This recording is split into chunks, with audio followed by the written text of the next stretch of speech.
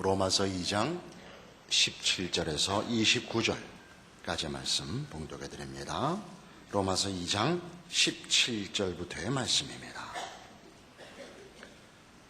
유대인이라 불리는 내가 율법을 의지하며 하나님을 자랑하며 율법의 교훈을 받아 하나님의 뜻을 알고 지극히 선한 것을 분간하며 맹인의 길을 인도하는 자요 어둠에 있는 자의 빛이요 율법에 있는 지식과 진리의 모범을 가진 자로서 어리석은 자의 교사요 어린아이의 선생이라고 스스로 믿으니 그러면 다른 사람을 가르치는 내가 내 자신은 가르치지 아니하느냐? 도둑지 말라 선포하는 내가 도둑질하느냐? 간음하지 말라 말하는 내가 간음하느냐? 우상을 가증히 여기는 내가 신전 물건을 도둑질하느냐? 율법을 자랑하는 내가 율법을 범함으로 하나님을 욕되게 하느냐? 기록된 바와 같이 하나님의 이름이 너희 때문에 이방인 중에서 모독을 받는도다. 내가 율법을 행하면 할례가 유익하나 만일 율법을 범하면 내 할례는 무할례가 되느니라. 그런즉 무할례자가 율법의 규례를 지키면 그 무할례를 할례와 같이 여길 것이 아니냐. 또한 본래 무할례자가 율법을 온전히 지키면 율법 조문과 할례를 가지고 율법을 범하는 너를 정죄하지 아니하겠느냐. 무릇 표면적 유대인이 유대인이 아니요 표면적 육신의 할례가 할례가 아니니라. 오직 이면적 유대인이 유대인이며 할례는 마음에 할지니 영에 있고 율법 조문에 있지 아니한 것이라. 그 칭찬이 사람에게서가 아니요 다만 하나님에게서니라.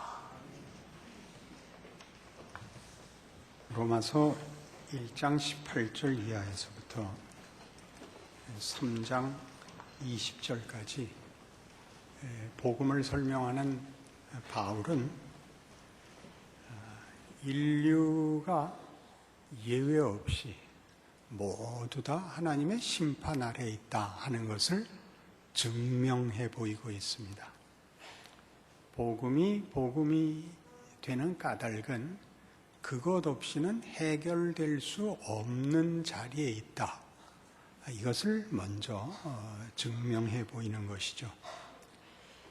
우리는 1장 18절 이하에서는 어떻게 우리가 심판 아래에 있는가를 하나님을 알만한 것이 있음에도 하나님을 우상으로 바꾸고 자기 욕심대로 살아 더럽게 된 스스로 심판의 길을 간 인류를 고발하는 바울의 말을 보았습니다. 2장에 들어와서는 그것이 남들 잘못하는 거 보고 그거 잘못하는 거다. 그러면 안 된다. 그러면 그 사람은 괜찮은 사람이 아니라 그러면 안 된다를 안 하고 그러면 어떻게 살 것인가에 답이 있어야 된다가 2장 얘기입니다. 그러니까 2장 13절 하나님 앞에서는 율법을 듣는 자가 의인이 아니요 오직 율법을 행하는 자라야 의롭다 하심을 얻느니라 이렇게 얘기했죠. 그러니까 아는 것, 지식이 실체가 아니라 그것을 행하는 자가 실체가 되는 겁니다. 모르면 실체가 될 수 없고 아는 게 실체가 아니라 아는 걸 행해야 드디어 자신이 그 실체가 되는 것입니다. 여기 오늘 17절 이하의 말씀은 이 일에 이렇게 모두가 심판 아래 있다는 이 말에 이 의를 제기할 사람들 한 부류가 있기 때문에 그것을 다루는데 그것이 유대인입니다. 유대인들은 우리는 선민이고 하나님의 율법을 받았으며 할례를 갖고 있으니 우리는 하나님의 심판 아래 있을 리가 없다 라는 질문과 도전이 가능하다 라는 그 전제 아래서 어떻게 유대인도 동일하게 심판 아래 있을 수밖에 없는가를 증명하고 있습니다. 예레미야 7장으로 가보시죠.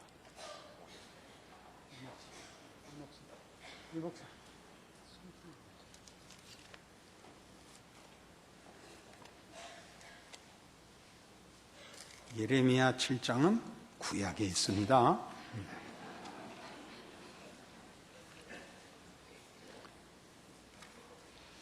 예레미야 7장 구약 성경 1060페이지네요. 1절부터 봅니다. 여호와께서 예레미야에게 말씀이 임하니라. 이르시되 너는 여호와의 집 문에 서서 이 말을 선포하여 이르기를 여호와께 예배하러 이 문으로 들어가는 유다 사람들아, 여호와의 말씀을 들으라. 만군의 여호와 이스라엘의 하나님께서 이와 같이 말씀하시되 너희 길과 행위를 바르게 하라. 그리하면 내가 너희로 이곳에 살게 하리라.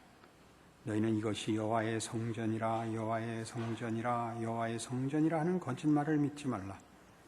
너희가 만일 길과 행위를 참으로 바르게 하여 이웃들 사이에 정의를 행하며 이방인과 고아와 과부를 압제하지 아니하며 무죄한 자의 피를 이곳에서 흘리지 아니하며 다른 신들 뒤를 따라 화를 자초하지 아니하면 내가 너희를 이곳에 살게 하리니 곧 너희 조상에게 영원 무궁토록 준 땅이니라. 이렇게 꾸짖고 있습니다. 예레미야 선지자를 일으켜 성전문 앞에 서서 이것이 여호와의 전이라, 이것이 여호와의 전이라. 그게 무슨 말이죠? 우리가 지었다, 우리가 지었다. 네가 하나님께 성전을 바치면 네 임무가 끝나고 네가 하나님으로부터 호의를 받는 것의 전부라고 생각하지 마라. 나에게 성전을, 나를 위하여 성전을 짓고 와서 제사를 할, 나를 알고 내 앞에 엎드릴 지식과 신앙이 있거든 그것의 실체를 보여라. 여기 있는 대로 고아와 과부를 압제하지 않고 무죄한 자의 피를 흘리지 않는, 그것이 선행이기 때문에 하라는 것이 아닙니다. 그것이 하나님이 가지시는 속성, 기뻐하시는 우리를 부르시는 실체의 본질입니다. 자비와 정의, 그걸 행하지 않고 다른 무엇으로 그 내용을 소유할 수 없다고 얘기하는 장면입니다.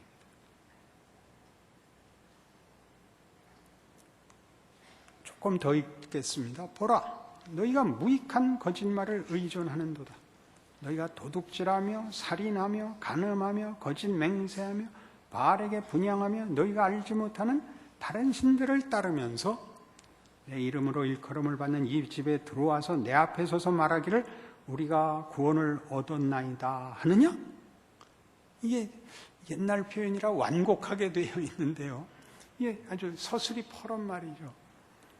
너희들이 도둑질하고 살인하고 거짓 맹세하고 우상 숭배하면서 성전에만 들어오면, 와서 제사만 드리면 우리는 할 거 다 했다 그러느냐? 말이 되느냐?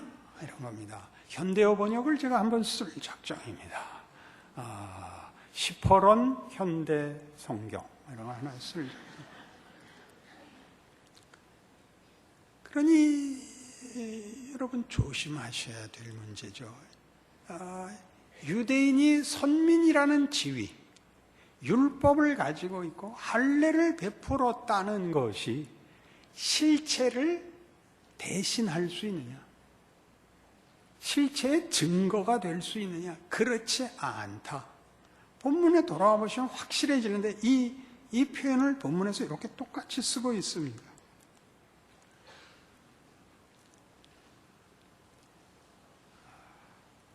20절부터 보겠습니다. 2장 20절. 율법에 있는 지식과 진리의 모본을 가진 자로서 어리석은 자의 교사요 어린아이의 선생이라고 스스로 믿으니 그러면 다른 사람을 가르치는 네가 네 자신을 가르치지 아니하느냐? 도둑질하지 말라 선포하는 내가 도둑질하느냐? 간음하지 말라 말하는 내가 간음하느냐? 우상을 가증히 여기는 내가 신전 물건을 도둑질하느냐? 율법을 자랑하는 내가 율법을 범함으로써 하나님을 욕되게 하느냐? 놀랍지 않아요? 하나님을 안다. 하나님의 뜻을 따라 산다. 우리는 선민이다. 라고 말하는, 하나님을 섬기는 법으로 제시된 그 가장 중심이 되는 십계명을 생각해 보십시오. 나 외에 다른 신을 두지 마라. 피조물의 형상으로 신을 만들지 마라. 내 이름을 망령되이 일컫지 마라. 이 모든 걸 범하지 않았습니까? 율법을 가지고 있는데 그걸 행해서 자신의 실체로 만들지 못했습니다. 유대인들도 예외가 아니다. 이 예레미야 7장의 경고는 너희는 내가 실로에서 행한 일을 회고해보라 라는 말로 이어지는데, 실로에 행한 일이라는 건 사무엘상 4장에 나오는 이 사건입니다. 유명한 사건이죠. 보아두고 다시 기억할 필요가 있습니다. 구약성경 413페이지입니다. 1절부터 읽습니다. 사무엘의 말이 온 이스라엘에 전파되니라. 이스라엘은 나가서 블레셋 사람들과 싸우렸고 에벤에셀 곁에 진치고 블레셋 사람들은 아벡에 진쳤더니 블레셋 사람들이 이스라엘에 대하여 전열을 벌이니라. 그 둘이 싸우다가 이스라엘이 블레셋 사람들 앞에서 패하여 그들에게 전쟁에서 죽임을 당한 군사가 4,000명가량이라. 백성이 진영으로 돌아오며 이스라엘 장로들이 이르되 여호와께서 어찌 우리에게 오늘 블레셋 사람들 앞에 패하게 하셨는가? 여호와의 언약궤를 실로에서 우리에게로 가져다가 우리 중에 있게 하여 그것으로 우리를 우리 원수들의 손에서 구원하게 하자 하니, 이에 백성이 실로에 사람을 보내어 그룹 사이에 계신 만군의 여호와의 언약궤를 거기서 가져왔고 엘리의 두 아들 홈니와 비느하스는 하나님의 언약궤와 함께 거기에 있었더라. 여호와의 언약궤가 진영에 들어올 때 온 이스라엘이 큰 소리로 외치매 땅이 울린지라. 블레셋 사람이 그 외치는 소리를 듣고 이르되 히브리 진영에서 큰 소리로 외치면 어찌 됨이냐 하다가 여호와의 궤가 진영에 들어온 줄을 깨달은지라. 블레셋 사람이 두려워하여 이르되 신이 진영에 이르렀도다 하고 또 이르되 우리에게 화로다. 전날에는 이런 일이 없었도다. 우리에게 화로다. 누가 우리를 이 등한 신들의 손에서 건지리요. 그들은 광야에서 여러 가지 재앙으로 애굽인을 친 신들이니라. 너희 블레셋 사람들아 강하게 되며 대장부가 되라. 너희가 히브리 사람의 종이 되기를 그들이 너희의 종이 되었던 것 같이 되지 말고 대장부같이 되어 싸우라 하고 블레셋 사람들이 쳤더니 이스라엘이 패하여 각기 장막으로 도망하였고 살육이 힘이 커서 이스라엘 보병에 엎드러진 자가 3만 명이었으며 하나님의 궤는 빼앗겼고 엘리의 두 아들 홈니와 비느하스는 죽임을 당하였더라. 생생한 역사입니다. 법궤를 갖고 있으면 하나님을 소유하고 있다고 생각했던 이스라엘이 법궤를 앞세워 나가 법궤가 없이 싸워서는 4,000명이 죽고 법궤를 앞세우자 3만 명이 죽는, 그리고 법궤를 빼앗기는 일이 일어납니다. 이사야 52장에 가면 여러 군데 다니셔야 되는데 좀 따라오실 필요가 있습니다. 1032페이지 이사야 52장. 이사야가 이스라엘 백성들의 회개를 촉구하는 장면입니다. 시온이여 깰지어다 깰지어다 네 힘을 입을지어다. 거룩한 성 예루살렘이여 네 아름다운 옷을 입을지어다. 이제부터 할례 받지 아니한 자와 부정한 자가 다시는 네게로 들어옴이 없을 것임이라. 나는 티끌을 덜어버릴지어다. 예루살렘이여 일어나 앉을지어다. 사로잡힌 딸 시온이여 네 목에 줄을 스스로 풀지어다. 여호와께서 이와 같이 말씀하시되 너희가 값없이 팔렸으니 돈 없이 속량되리라. 주 여호와께서 이와 같이 말씀하시되 내 백성이 전에 애굽에 내려가서 거기에 거류하였고 아수르인은 공연히 그들을 압박하였도다. 그러므로 이제 여호와께서 말씀하시되 내 백성이 까닭 없이 잡혀갔으니 내가 여기서 어떻게 하랴. 여호와께서 말씀하시되 그들을 관할하는 자들이 떠들며 내 이름을 항상 종일토록 더럽히도다. 애굽에 잡혀 있었던 경우야 아수르에 망했던 북왕조 이스라엘의 역사를 이렇게 모아 함께 놓고 말씀하시기를 내 백성을 세상이 나를 모르는 나라들이 늘 괴롭히고 있는데 이유는 이스라엘 백성의 실패로 인하여 쫓겨간 것입니다. 아수르와 바벨론의 포로로 쫓겨갔죠. 그리하여 하나님의 이름이 종일 모욕을 당하십니다. 내 이름이 모욕을 당하니 내가 참고 있겠느냐라고 구원을 말씀하시는 이 내용 속에, 그럼 너희는 왜 쫓겨왔고 나는 왜 모욕을 받는가 생각해보라가 같이 들어있죠. 모든 열방 앞에 하나님의 구원과 복의 제사장이 되도록 부름받은 아브라함으로부터 시작한 하나님의 약속, 아브라함의 후손으로 성립된 제사장 나라 이스라엘이 그들에게 준 하나님을 알고 하나님과 교제하며 그 복을 누리는 모든 일에서 실패하자 이스라엘을 세워 찬송받으시고 그 은혜를 모든 인류에게 주시려던 하나님의 뜻은 깨집니다. 그리고 하나님은 이스라엘을 가만 놔둘 수가 없습니다.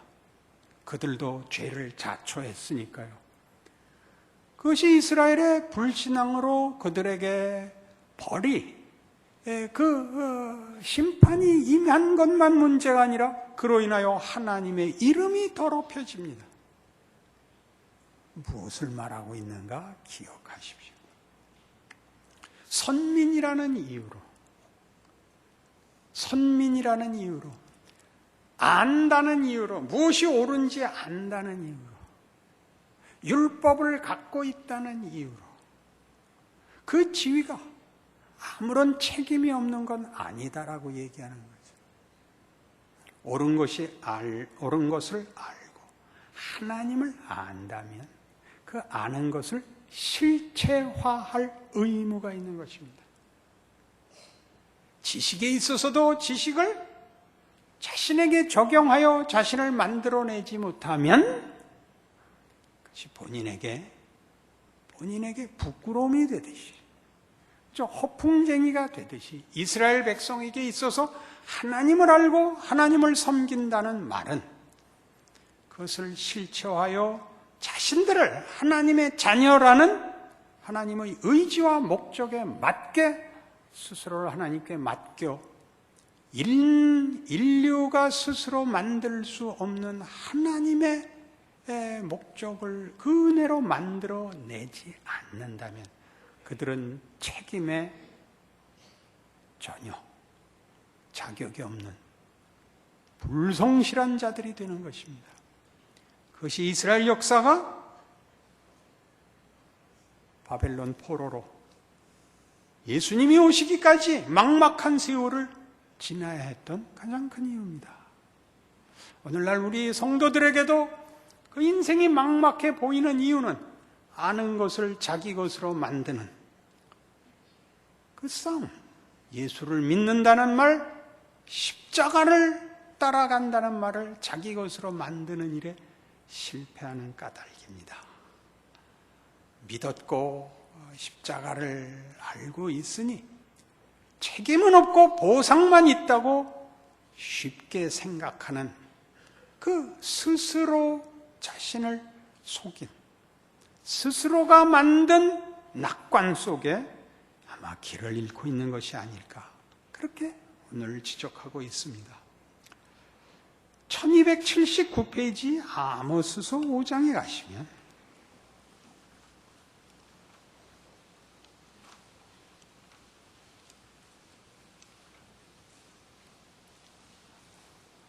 아모스 선지자는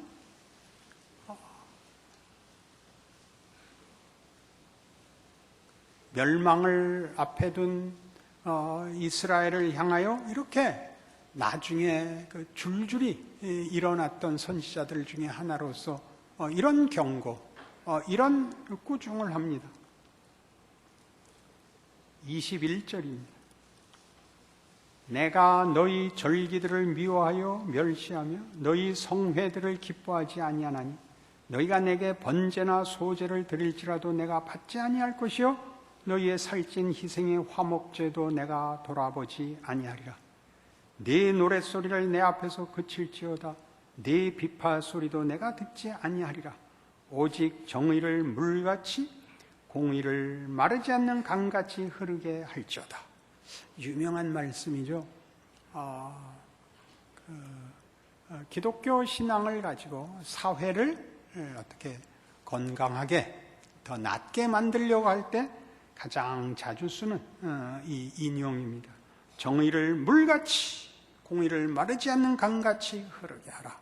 너 혼자 믿고 너 좋다고 숨어 다니지 마라.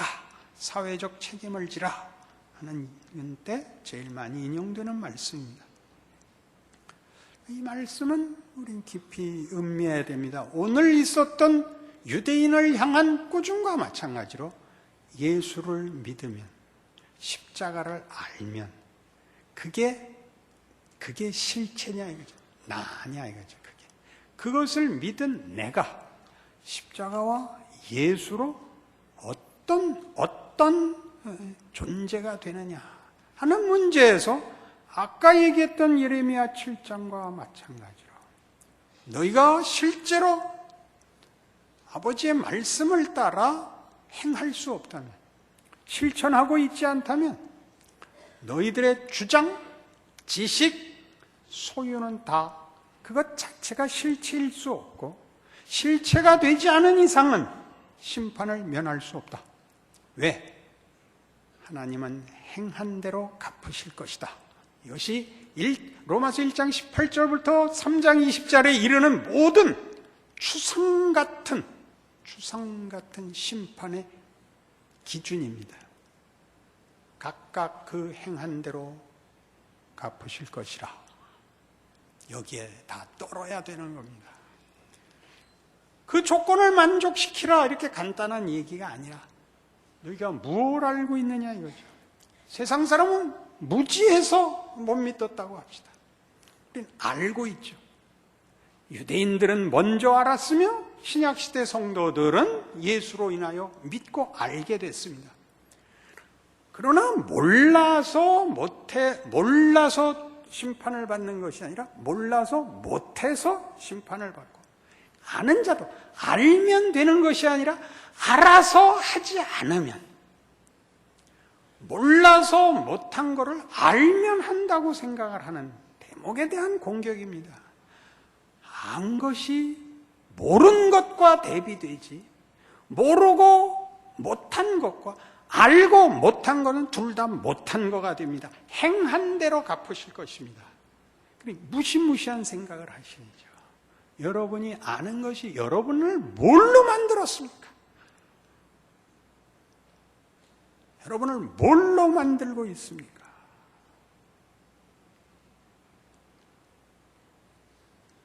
아모스가 이스라엘 백성을 정말 돌이키게 하기 위해서 선지자로서 우리 잘 아는 세례 요한같이 나가 정말 피를 토하며 외칩니다. 하나님의 말씀을 전합니다. 우리는 그것만 줍니다. 피를 토했다. 세례 요한을 봐라. 이렇게 얘기하면 우리 몫이 없어지더라니까요. 예수를 그따위로 믿어서 되냐? 그러면 그게 그 사람의 본체가 아니라니까요. 성경이 얘기하는 것 같이 너는 사랑을 하냐? 인내를 하냐? 온유하냐? 겸손하냐? 그렇게 묻는 거예요. 하나님이 그 아들을 보내 우리를 구원하시는 그 구원이 가지는 실제적인 내용이에요. 알게 하는 것이 아니라 우리 것이 되게 하려고 하시죠. 하나님이 베푸시는 은혜, 우리를 향한 구원은 매우 구체적이라서 그 구원은 성육신으로, 인간으로 찾아오십니다. 더 이상 구체적일 수 없죠. 어떻게 하면 더 이상 구체적이겠습니까? 하늘에 무지개가 가득 찬다.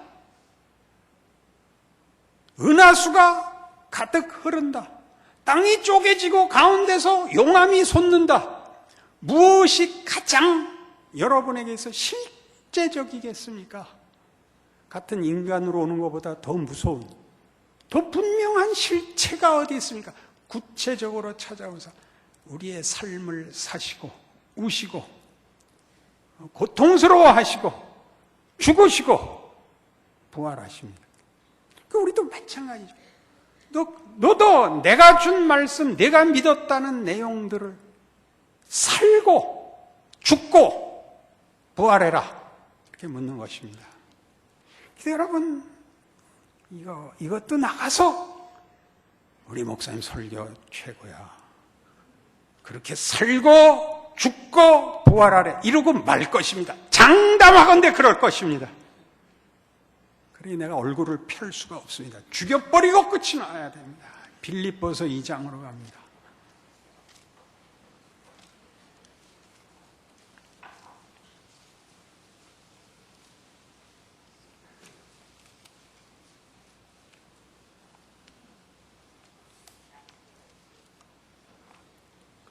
빌립보서 2장 12절. 빌립보서 2장 12절. 그러므로 나의 사랑하는 자들아 너희가 나 있을 때뿐 아니라 더욱 지금 나 없을 때에도 항상 복종하여 두렵고 떨림으로 너희 구원을 이루라. 너희 안에서 행하시는 이는 하나님이시니 자기의 기쁘신 뜻을 위해 너희에게 소원을 두고 행하게 하시나니 모든 일을 원망과 시비가 없이 하라. 이는 너희가 흠이 없고 순전하여 어그러지고 거스르는 세대 가운데서 하나님의 흠 없는 자녀로 세상에서 그들 가운데서 빛들로 나타내며 생명의 말씀을 밝혀 나의 다름질이 헛되지 아니하고 수고도 헛되지 아니하므로 그리스도의 날에 내가 자랑할 것이 있게 하려 함이라. 두렵고 떨림으로 너희 구원을 이루라. 쉬운 거 아니다 이렇게 말씀하는 셈입니다. 12절 안에요, 그죠? 그 앞에 11절이 있죠. 당연히 성경만 보면 모든 생각이 도망을 가는 이유는 무엇일까요? 앞은 계속 앞 숫자가 있습니다. 5절 이하가 이것이었습니다.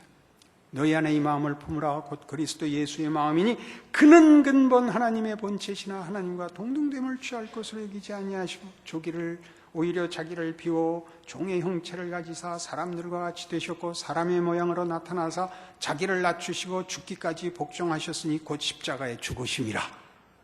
이것을 근거로 아까 아모스를 가지고 얘기한 것처럼 그렇게 꾸짖고 소리 지르면 일이 다 되는 것이 아니라 책임이 면제되는 것이 아니라 그게 자기 실체가 아니라 예수 그리스도의 성육신과 죽음과 삶처럼 찾아오신 하나님의 구체적인 은혜에 대하여 구체적인 나 자신이 빛이 되어야 됩니다. 빛을 비추지 마시고 빛을 들어 횃불을 들어 비추지 마시고 여러분 자신이 빛이 되라는 겁니다. 여러분 자신의 실체가 되라고요. 말씀과 약속과 구원과 새 생명의 실체가 되셔야 됩니다. 그렇지 않으면 살아내지 않으면 아무도 여러분을 보고 빛을 보지 못합니다.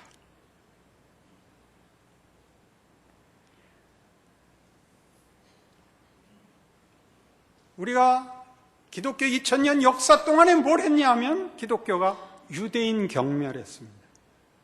예수 못 박은 것들. 그렇게는 정체성이 확보되지 않습니다.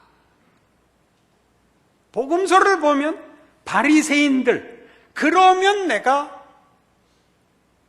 내 정체성이 완성이 된 게 아니고 유대인의 실패를 반복하지 않는 길을 가야죠.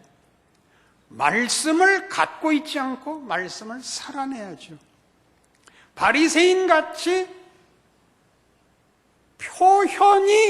표현이 의가 아니라 내용이 의가 되어야죠. 포장이 전부가 아니라 내용이 차야죠. 우린 자꾸 글로 갑니다. 그러니까 이 싸움은 실천의 유무를 따지는 것이 아닙니다. 지금 신앙에서 가장 중요한 것은 실천의 유무가 아니라 실체의 의무를 얘기하는 것입니다. 실천의 유무가 아니라 환갑이 지난 다음부터는 말이 제대로 안 나와서 실체의 의무를 가지시라고요. 내가 믿고 내가 고함 지르는 것이 나냐? 가장 사소한 도전에 그걸 실어내고 있느냐?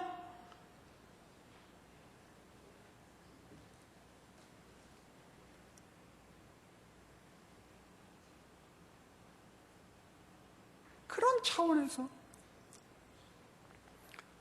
하나님이 우리를 이렇게 해라 라고 하는 것은 은혜인 것입니다. 벌이 뭐였죠? 상실된 마음에 버려두는 것이었습니다. 그렇죠? 그게 1장 18절 이하에서 나왔던 하나님의 진노의 구체적 현실이었습니다. 마음의 정력대로 버려두는 것이었습니다. 제멋대로 살도록. 그런 의미에서 꾸짖고 너 이러면 되냐라고 얘기할 때는 하나님이 그걸 우리 안에 쌓고 있는 겁니다. 둘러싸고 있는 것입니다. 이러지 마라는 복인 것입니다. 여길 넘어가지 마라라는 울타리와 움켜잡음이죠. 나 외에 다른 신을 두지 마라라고 이렇게 선을 긋고 울타리를 쳐주는 것들이죠. 우린 여기서 벗어나 그걸 외우고 주장하고 고함 지르는 것으로 대신하고 있는 것입니다. 심판과 경고는 복음을 증거하는 데 있어서 중요한 첫걸음입니다. 하나님이 우리를 내버려 두지 않겠다, 포기하지 않겠다가 너무나 두드러지게 강조되고 있기 때문에 실제로 부르시는 예수 안에서의 방법에 대한 이해를 여기서 출발하지 않으면 우리는 끝없이 예수를 믿는 것이 중립지대에서의 선택이 됩니다. 선택을 미루고 살 수 있다고 생각을 합니다. 미루고 있는 동안은 다 울타리 밖에 있는 겁니다. 버려져 있는 것입니다. 붙잡으러 오시는 손길을 구하고 엎드려 하나님의 통치 아래 있겠습니다. 저를 울타리 밖에 서 있지 못하게 해 주십시오라고 구하고 하나님의 백성으로 살아야 하는 것이 저들을 공격하고 무슨 구호를 외치는 것이 아니라 내가 다른 사람으로 부름을 받았다는 걸 기억해야 합니다. 구체적으로요, 매일의 현실 속에서 도전하는 세상의 위협을 타협할 것인가 말 것인가에서 하나님 앞에 은혜를 구하셔야 됩니다. 고린도후서 5장 11절과 20절과 21절을 묻고 제가 바울의 이 깊고 깊은 그의 고백을, 그의 비는 마음을 이렇게 합해서 이렇게 요약했습니다. 내가 주의 두려우심을 알므로 너희를 권하노니 너희는 하나님과 화목하라.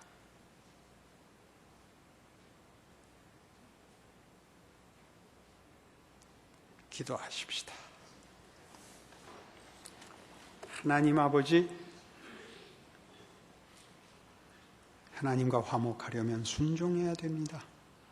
하나님을 아버지라 부른 이상 무릎 꿇어야 합니다. 그것은 굴복도 아니고 구속도 아니고 손해도 아닙니다. 거기서만 생명과 진리가 나오고 의미와 가치와 자랑과 기쁨이 흘러나옵니다. 어찌 생명이 우물가를 떠나겠습니까? 하나님의 거룩하심으로 부름받은 거룩한 백성이요 영광된 인생인 줄 아는 주 예수 안에서 허락하신 은혜로 우리로 하나님의 사람으로 사는 충성과 인내도 배우게 하옵소서, 누리게 하옵소서, 자랑할 수 있게 하여 주시옵소서. 예수님 이름으로 기도합니다.